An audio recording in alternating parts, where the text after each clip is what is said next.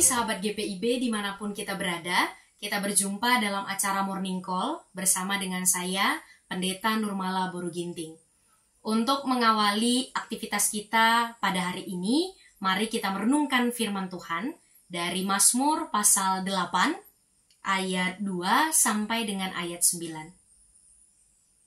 Mazmur pasal 8 ayat 2 sampai dengan ayat 9. Untuk membaca dan merenungkan firman Tuhan, mari kita berdoa untuk memohon bimbingan Roh Kudus. Mari kita berdoa. Allah Bapa yang baik, kami mengucap syukur untuk pemeliharaan-Mu yang tidak pernah berakhir dalam hidup kami. Nafas kehidupan yang masih dapat kami nikmati pada pagi hari ini mengingatkan kami bahwa bukti cinta dan kasih Tuhan selalu dapat kami saksikan dalam kehidupan kami hari lepas hari. Dan untuk mengucap syukur atas segala kebaikan-Mu ya Bapa, kami ingin mempersembahkan hidup kami yang seturut dengan kehendak-Mu. Oleh karena itu kami mohon bimbingan Roh Kudus menerangi hati dan pikiran kami, agar kami dapat dimampukan memahami firman Tuhan, serta dimampukan melakukan firman Tuhan dalam kehidupan kami, pribadi lepas pribadi.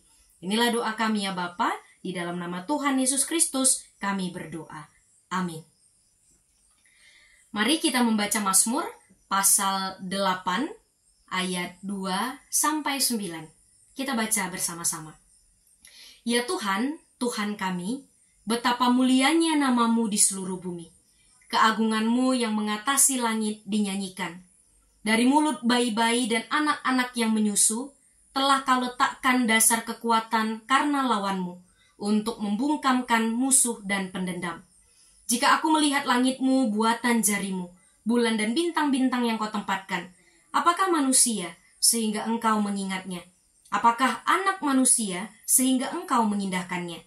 Namun, Engkau telah membuatnya hampir sama seperti Allah, dan telah memahkotainya dengan kemuliaan dan hormat.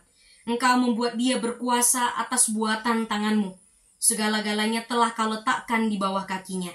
Kambing, domba, dan lembu sapi sekalian, juga binatang-binatang di padang, burung-burung di udara, dan ikan-ikan di laut, dan apa yang melintasi arus lautan. Demikianlah pembacaan Alkitab, terpujilah Kristus, Hosiana. Sahabat GPIB yang dikasih oleh Tuhan, ketika kita berbicara mengenai kata kagum, sebagian besar orang mungkin akan membayangkan hal-hal yang luar biasa. Hal-hal yang enggak biasa pokoknya.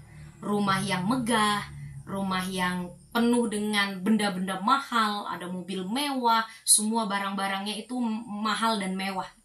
Atau kagum pada pemandangan alam yang jarang dijumpai dan sangat memanjakan mata. Atau kagum pada peristiwa-peristiwa yang seringkali disebut mukjizat. Misalnya orang lumpuh berjalan, orang buta bisa melihat, bahkan orang mati bisa hidup kembali. Intinya, jika berbicara tentang kekaguman, banyak orang yang akan membayangkan atau memikirkan tentang hal-hal yang dia anggap luar biasa. Hal-hal yang beda dari biasanya, atau mungkin hal-hal yang lebih hebat dari yang ia miliki. Nah, Mazmur 8 ayat 2-9 yang kita baca saat ini, dia juga berbicara tentang kekaguman. Kekaguman pemazmur kepada Tuhan yang luar biasa. Nah, pemazmur kagum melihat bagaimana Allah menjadikan dunia beserta segala isinya. Bahkan pemazmur mengagumi bagaimana Allah mengasihi manusia yang sebenarnya hina, yang tanpa kemuliaan Allah manusia nggak ada arti apa-apa.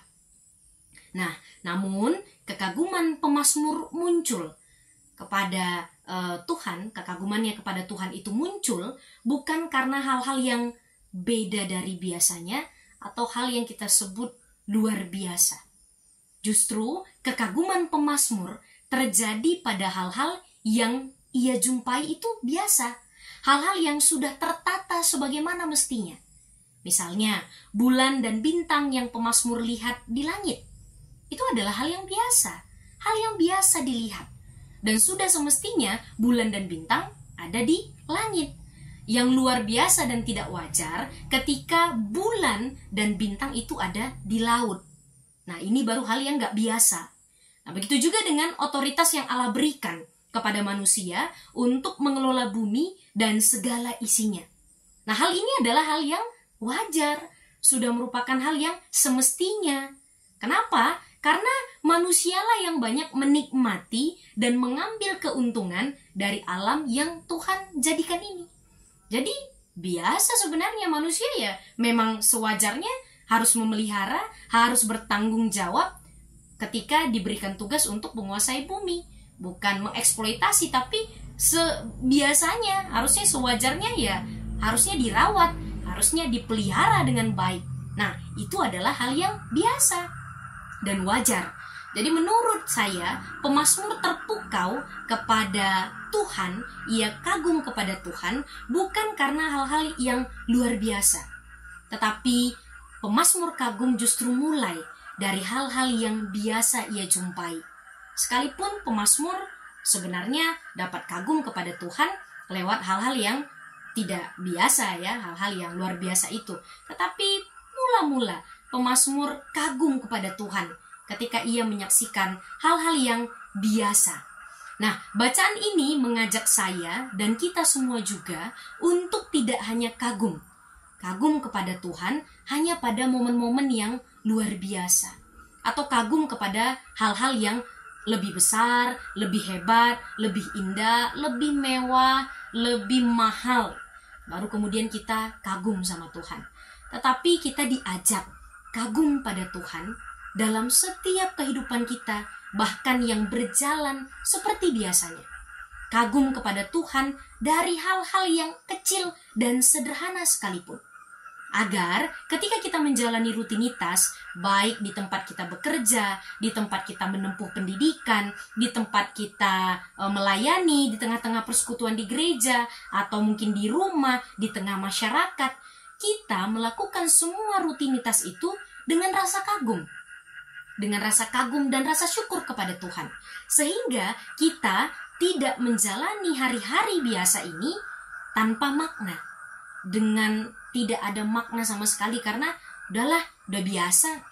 Tapi kita diajak oleh pemazmur dari hal-hal yang biasa pun kita harus kagum dan mengucap syukur kepada Tuhan. Nah, Yowas Adi Prasetya dalam bukunya yang berjudul Labirin Kehidupan mengatakan, rutinitas atau hidup yang biasa kita jalani adalah cara terbaik untuk setia dan tekun menjalani hidup kita sampai akhir. Jadi hal-hal yang kita anggap biasa itu, yang udah berjalan biasa semestinya, adalah cara terbaik untuk kita setia dan tekun menjalani hidup kita sampai akhir. Apa yang rutin, yang biasa, memberikan kepastian kepada kita untuk merespon pemeliharaan Allah yang sehari-hari, bukan sekali-kali. Jadi kalau kita hanya berorientasi pada hal-hal yang luar biasa, ini akan membuat kita abai dan tidak mampu mengagumi pemeliharaan Tuhan yang berlangsung setiap hari, yang terjadi lewat hal-hal yang menurut kita itu biasa saja. Nah, berorientasi pada hal-hal yang luar biasa juga akan membuat kita tidak bahagia. Karena kita selalu tergesa-gesa. Kita selalu buru-buru menjalani hidup yang rasanya nih biasa aja. Jadi kita sibuk untuk mengejar sesuatu yang kita anggap luar biasa. Pada akhirnya kita kagum hanya pada hal-hal yang luar biasa. Dan ini bisa membuat kita ingin menunjukkan diri, menunjukkan kehebatan, supaya orang lain kagum pada diri kita, kagum pada kehidupan kita. Nah, akhirnya sifat seperti ini akhirnya akan membuat kita mengorbankan relasi kita dengan sesama. Atau bahkan kita akan menyakiti diri kita, atau bahkan menyakiti sesama. Karena memaksa diri kita dengan target-target tertentu. Supaya orang kagum, saya harus punya pencapaian seperti ini. Saya harus punya pencapaian seperti itu. Jadi supaya apa? Supaya hidup saya dinilai orang lain luar biasa. Nah, kadang akhirnya kita mengorbankan kesehatan kita, baik secara fisik, mental, atau bahkan spiritual. Atau supaya orang lain kagum, kita sebagai orang tua, kita memaksa anak-anak mendapat nilai tinggi di sekolah. Mengorbankan waktu mereka bersosialisasi dengan teman-teman mereka. Agar masuk sekolah atau jurusan yang dianggap bergengsi. memaksa rekan-rekan di tempat bekerja dan tempat kita melayani untuk mencapai target-target tertentu yang menurut kita ini luar biasa. Padahal mungkin belum waktunya, belum kapasitas dari rekan-rekan kita belum sampai di sana. Akhirnya kita melukai orang-orang yang ada di sekitar kita karena hanya terfokus mengejar hal-hal luar biasa. Kita abai kepada kesejahteraan sesama dan diri kita sendiri. Kita abai karena untuk mendapatkan pujian, membuat orang lain kagum. Akhirnya kita mencoba untuk menjadi manusia yang luar biasa. Nah, Mazmur 8 ayat 2-9 membantu kita melihat bahwa kagum kepada Allah bukan hanya sekali-kali. Bukan menunggu ada hal yang luar biasa, baru kemudian kita kagum sama Tuhan.